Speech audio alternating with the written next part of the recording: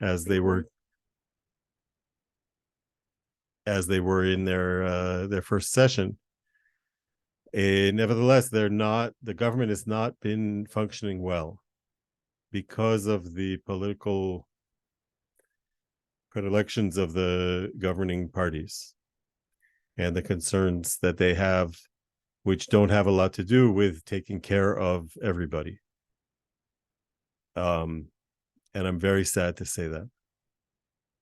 And I want to be clear that I'm saying that with a great love for country and a great commitment to the country. I was sitting this morning as the representative of my community in the meeting of our local council, something like a county council in Delaware, but we don't have anything in between the county council and the national government.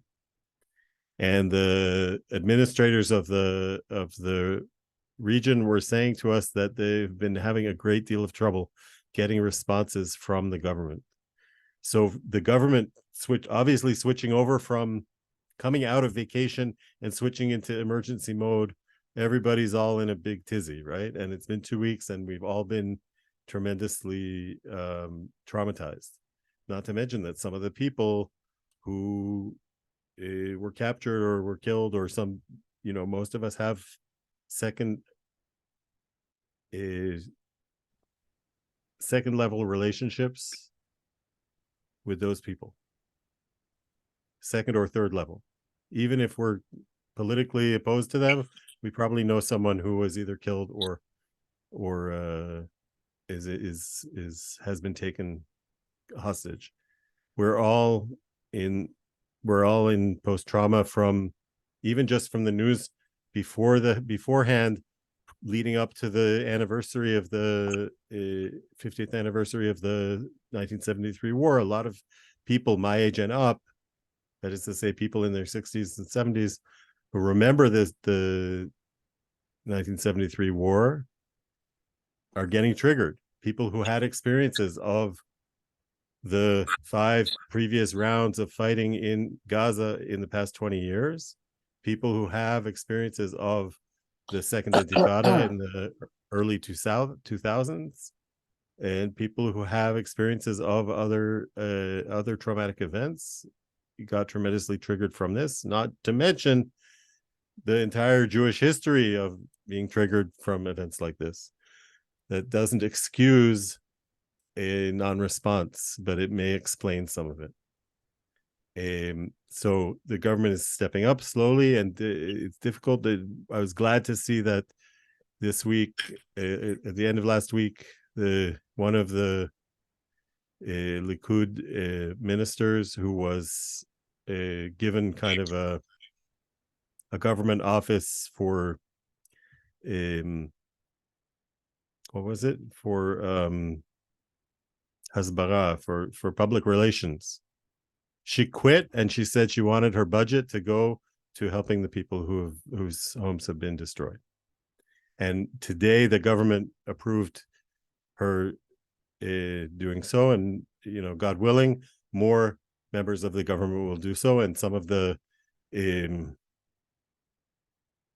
pork you say in America on the federal budget, we don't call it pork in this country, but the same thing, all that extra fat that's been given off to all kinds of people in order that they provide political support for the prime minister, that should be cut down, and the government should be slimmed down, and that money should be going to solve the emergency problems. But my county, where we are absorbing, we've pretty much doubled our population.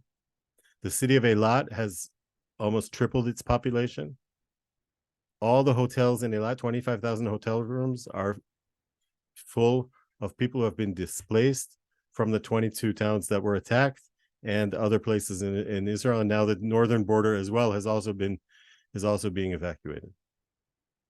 Even though, God willing, the Americans have put a lot of pressure to not expand the war. So the entire country has mobilized. But what's really fascinating is that the people who mobilized the fastest were not the government. and not all these government offices that were set up in order to support political parties that are supporting the prime minister, but rather the opposition movement that was so engaged in the last 9 months protesting against the government. And the organization called Brothers in Arms, or Brothers and Sisters in Arms, Achim Laneshek, they overnight switched their purpose from being an organization of leading the protests to being an organization leading the country in taking care of all these families who have been displaced. The reform movement that was very engaged in the protests has been very quickly switched over to being very engaged in taking care of these families who have been displaced. In addition, the reform movement has been helping to take care of the spiritual needs of communities that have been decimated. Means 1 in 10, right? They've not been decimated, they've been quartered. The kibbutz near Oz, a community of about 400 people, had 100 killed and 100 taken hostage. Kibbutz Be'eri, a much larger and stronger community and slightly further from the border, nevertheless was attacked, and more than 100 people were killed there. Kibbutz Kfar Aza, a kibbutz between the two, about 500 or 600 before October 7th, also over 100 killed, including the head of their regional council and his son as well, who was missing for took a long time till they were able to figure out that the body that one of the bodies they found was his. It's just some of the stories are heartbreaking, and the funerals began last week. Most of the funerals did not happen before that. We had one of the first funerals on October 10th of a kid from my region who was killed at the music festival, the Nova International Music Festival. He was able to save some of his friends by telling them not to. He was able to tell them not to come before he was killed. And because the funeral, it was one of the first funerals, it was very intense. It was a terribly sad funeral. A 22-year-old kid who's one of his best friends is my son's girlfriend's brother. So we were there with their family and the family of the Kibbutz Samar, and it was very heartbreaking.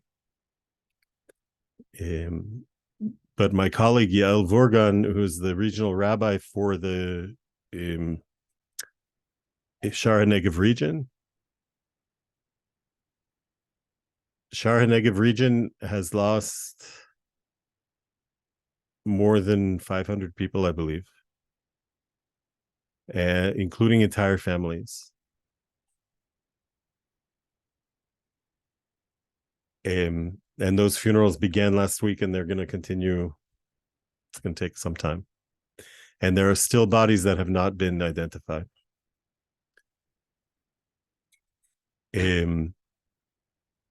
It's heartbreaking. And my friend Avi Dabush, who is the executive director of Rabbis for Human Rights from Kibbutz Nirim, he is with members of Kibbutz Nirim at a hotel in Eilat. Now, each of these kibbutzim, people have split up, of course. They can't stay in the kibbutz because of the massacres that happened there and because it's an active war zone. I mean, individuals are staying there because the cows have to be milked. Places that had poultry, most of the poultry died. But there's other parts of the farms have to be taken care of, and there are volunteers in those regions still taking care of the animals and taking care of the trying to pick the produce before it rots. One of the most heartbreaking stories is that the 14 Thai workers at Kibbutz Alumim, Kibbutz Alumim, which has one of the largest and most modern dairy facilities in the country, they slaughtered the entire workforce who were there, and they lived in a separate area near the dairy because it's an Orthodox community.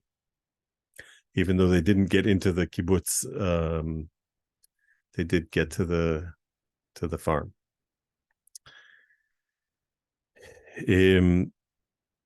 I was telling you about Avi Dabush as an amazing leader in peacetime, and a great believer in peace as well, even in the current situation. But he points out, and he's been writing some amazing stuff and speaking in all kinds of forum. And one of the things he pointed out was that these communities are communities of resilience. They have the whole concept of kibbutz was designed to be a community of resilience, a community where we take care of all our needs, because back in the day, in the 30s and 40s, there was no country. In the 30s and 40s, there was no country to rely on, and even after that, they were still required to rely on themselves most of the time. So all the educational facilities happen in the kibbutz, and all the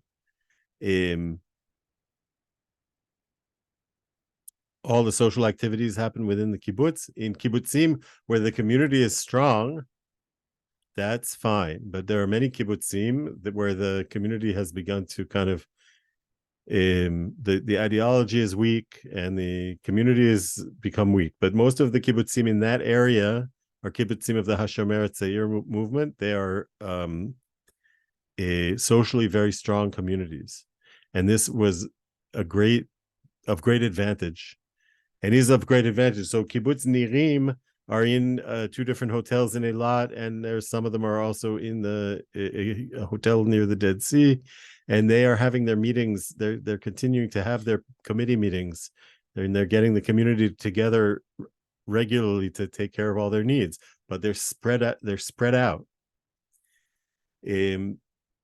Members of Kibbutz Kfar Aza, where there was also a very, as I mentioned, a very bad slaughter, and they are in several places. Most of them now are at Kibbutz Shfaim, where there's a big hotel, but some of them were in Eilat before.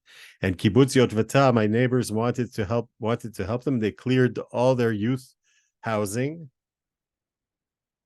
and then the people from Kfar Aza came to see, and they took one look and they said, we can't come here because the building is the exact same design as the buildings where their children had been living and where their children had been killed, and they couldn't bring themselves to live in the space that looked exactly like the space they had just been fighting in. These are some of the heartbreaking stories that we're hearing. And the city of Eilat has really stepped up, and our regional council has really stepped up.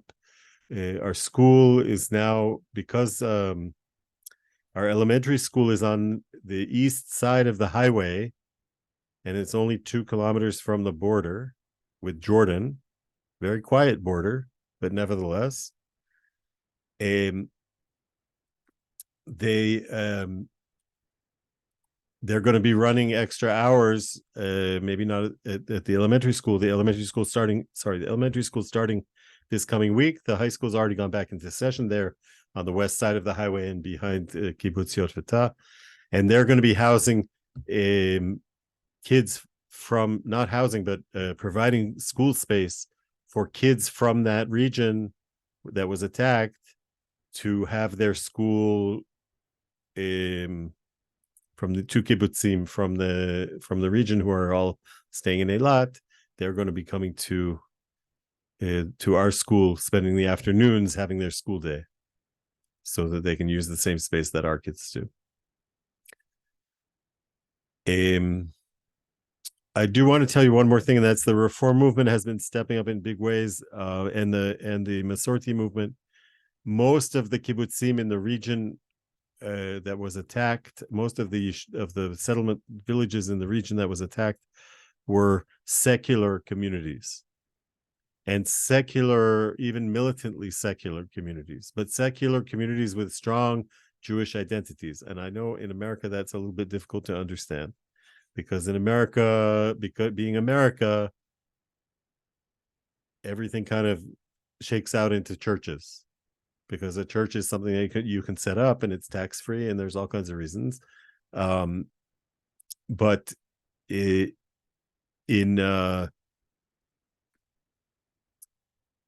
Israel, some of these communities, it's very difficult for them to receive help from religious organizations if they're non-religious. So the Reform and Conservative movements, or the Masorti movement, as it's called in Israel, have been stepping up and have been very effective already in the past 15 years, since the Supreme Court approved 11 years since the Supreme Court approved paying regional rabbis. We have regional rabbis, and my colleague Yael Vorgan is the regional rabbi for the Shar HaNegev region, and she has been doing a great deal, and we have been working very hard, all of us, to support her and provide a cushion for her, and to step into the space for these communities. Even if, and we also, those of us who serve in this regional rabbi position, we have been able to, or are practiced in leading a secular service, which the Orthodox leadership would not be able to do. And finally, I want to say one thing about a funeral. My sister-in-law, who lives in Jerusalem, near Jerusalem, and works at the Society for the Protection of Nature, one of her good friends was from Kibbutz Be'eri, and was buried at Dimona, because he was born in Dimona. And she was at the funeral, and the person who led the funeral said words to this effect. It was from the rabbi or the head of the Chever Kadisha in Dimona, which is a very traditional Orthodox kind of city with a large Moroccan community, large Indian community, large Iraqi community. And he said, the space that you're in has a mechitza, but you don't have to pay attention to this. The service of this funeral is going to be done according to the traditions of the community. And I hope that this will be the first step in lowering the stresses and the tensions between the Orthodox and the non-Orthodox in Israel. It's a shame, this is me speaking, it's a shame that it took such a horrible event to lead people to this conclusion that it's time to lower the stress.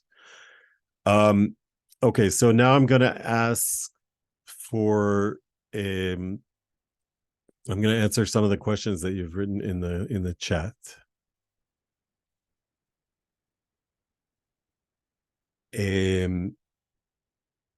Would it be a good thing to send money to help support Kibbutz Lotan? We'd always love your support.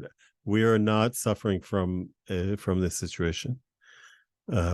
Obviously, we have expenses because of losses from our tourism and losses and other losses, and we have 10 of our members who are serving in reserve duties protecting the kibbutz. But there are other things that you can be more helpful in this specific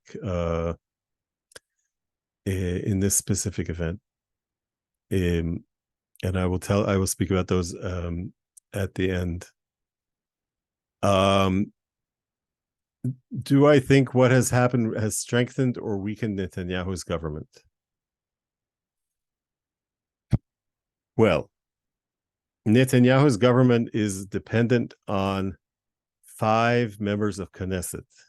Should 5 members of the Knesset abandon or say we are stepping out from the government, then the government will fall.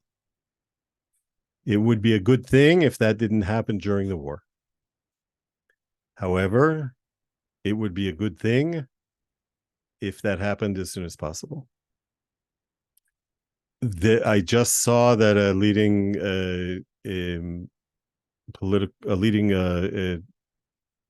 lawyer, one of the lawyers who was part of the writing the Oslo Accords, has written to the Attorney General accusing people in the Prime Minister's office of destroying documents and maybe hiding evidence of what was known or what was not known on October 7th, and asking that immediately be investigated. And it's been 2 weeks now. This kind of noises are going to get worse. But there's no doubt that Benjamin Netanyahu will not be able to continue in a democratic process as soon as this war is over. There will be people demanding at least his political end. Hopefully, if you ask me, this will be a democratic process and not too tumultuous. But there's a lot of discontent. However, as long as these 5 members of Knesset remain loyal to the government, it's not likely to change.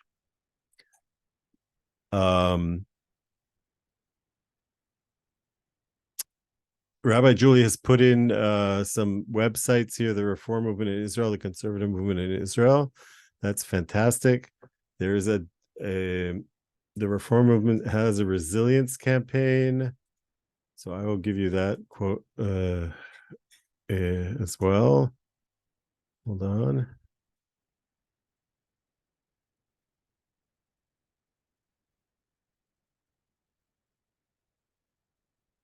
And Howard Menaker asked, does Magen David Adom still need financial support? Are medical supplies and assistance getting to the people who need it from the attacks? Yes.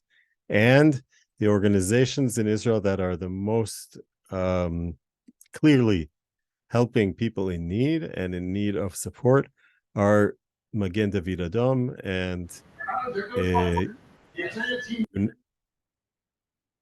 and United Hatzalah, and those are organizations that I highly recommend donating to. Did somebody say something there? No, I think just somebody accidentally unmuted. It's fine. I can't go ahead. Okay. Is there support for Israeli response in Gaza among Arab Israelis? Wow.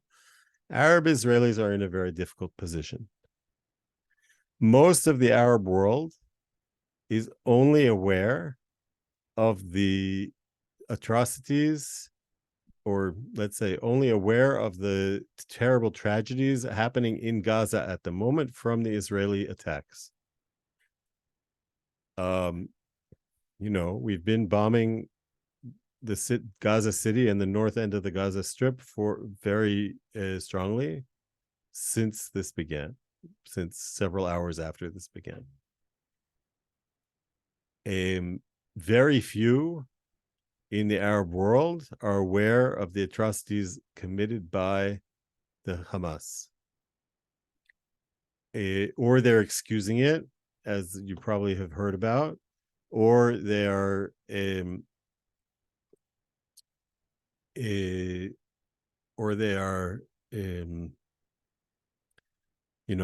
not seeing it. But the fact is that Arab Israelis have seen it and know about it. And many Arab Israelis are very upset. I've read a number of pieces in Hebrew. That's already telling you something, that I've been reading them in Hebrew and not in another language, saying, it's all well and good to be freedom fighters, but freedom fighters who go and do wholesale slaughter of people are not really worthy of our admiration.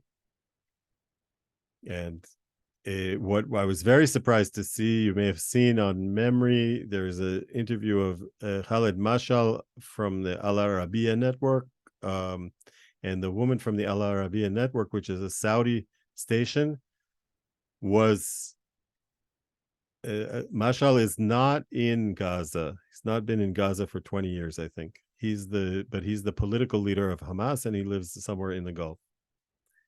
And she was laying into him in ways that I've never seen Arab television lay into a Palestinian leader before, and saying there's no way that when this is what is being seen on television, that you can excuse this as legitimate freedom fighter activity.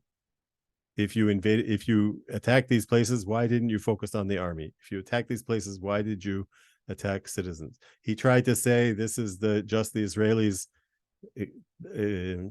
excusing it, and she was not accepting what he said. And that was very surprising and very interesting. So there is a lot, the whole region is in turmoil. But, the whole region is in turmoil that might not be good for the Jews.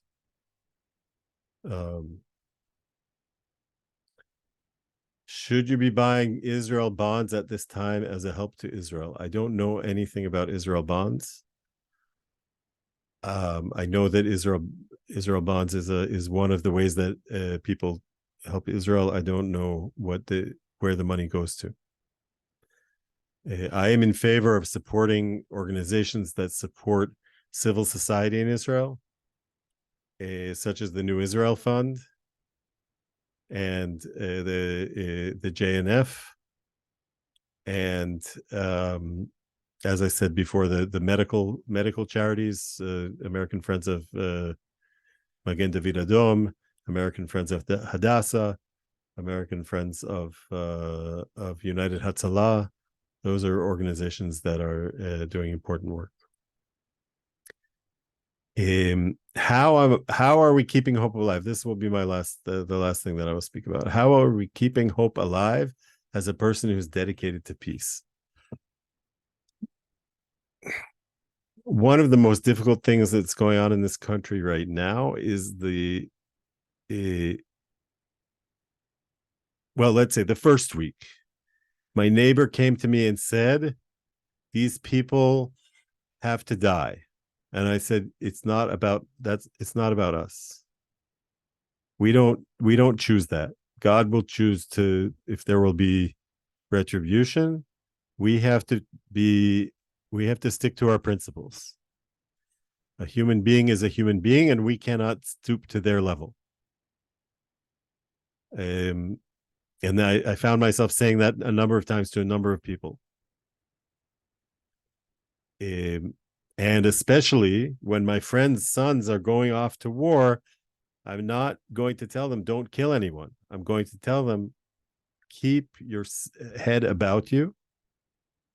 And like Governor Pritzker of Illinois said in a speech at Northwestern Law School graduation last June, cruelty is a sign of lower level thinking. The higher level thinking is the thinking of kindness and thinking of compassion and behaving with compassion. And we have to always aim to be our highest selves in every situation. So that's how I'm keeping hope alive. Now it's more complicated because it's politics, and it's how is this war going to be prosecuted? And A member of my kibbutz is trying to get the entire kibbutz movement to take a stand in favor of building field hospitals in Gaza or in Israel, just outside of Gaza, to take care of Gazan people. And I'm like, what? But that's certainly him trying to be his highest self, and not thinking about how are we going to, most damage these people. But the leaders and the people of Hamas are people who are committed to a violent and cruel ideology. Unfortunately, a lot of the people in this country are committed to violent and cruel ideologies as well. And one of the problems is that young people are much more likely to be able to be swayed into that kind of thinking because they do not have the large forebrains that we have that have grown inside our heads between the ages of 25 and 35. Those of us who have passed that age know to tone ourselves down when we have to be kind and when we have to be compassionate. And we know how to do that. But 15 to 25-year-olds don't know how to do that. And they're easy to sway. And and it's human nature that the person who shouts loudest gets the most attention. And in our society right now in Israel, there's a lot of young people who are very easily drawn into ideologies of cruelty that have nothing to do with our tradition. This week we read about Abraham. Abraham saw a burning building and he said there must be a master of this burning building. Right? And that's how he comes to that's what the Midrash tells us, how he comes to the conclusion there is one God. And we must see ourselves as children of Abraham. And the Palestinians are also children of Abraham. And may he be an intercessor for us before the Holy Throne. And the last thing that I'd like to say is that we must focus our energies on the release of the captives. Our tradition puts a great price, says we should redeem captives at almost any price. Rabbi Meir of Rothenburg, who lived about 800 years ago, refused to let his community redeem him. And there's a lot of disagreement about that, whether he should have been kept captive or not. Our tradition puts a great value on redeeming captives. And so I'd like to finish with a prayer for the captives. God of Israel, our rock and our redeemer, God of mercy, of compassion, we pray, we plead that you return these precious and beloved people, the captured and the missing, who have cruelly and heartlessly been torn from their homes and carried off to our enemy's territory. We are terrified contemplating their fate, horrified at the thought of the sufferings of the missing and the captured, who are not yet within our power to reach. And so we plead before you, source of mercy, be at their side, support them, protect them, and quickly bring them back to the embrace of their families and all who love them. As you have declared, behold, I will restore the captives of Jacob's tents and have mercy in on their dwelling places. We beseech you, Adonai, quickly fulfill your word. Here I am with you. I will watch over you wherever you go, and will you bring you back to this land. Indeed, I will not leave you until I have done what I have said for you. V'shavu banim l'gvulam. Amen. Ken Yeh Ratzon. Amen. Amen. Thank you. Thank you so much, Rabbi Simcha Daniel, for everything that you have shared with us today and your huge heart and your very insightful perspectives. And before I have a little prayer to share at the end, but I just want to ask for a word from the president of our synagogue, Larry Krever. Wants to tell us some things that are going on in the Delaware community to help Israel. So you can unmute and thank you, Rabbi. Thank you, Rabbi Julie, and thank you, Rabbi Simcha Daniel, for all of the information and the words and the support that you've described today, and it's great to see you as well.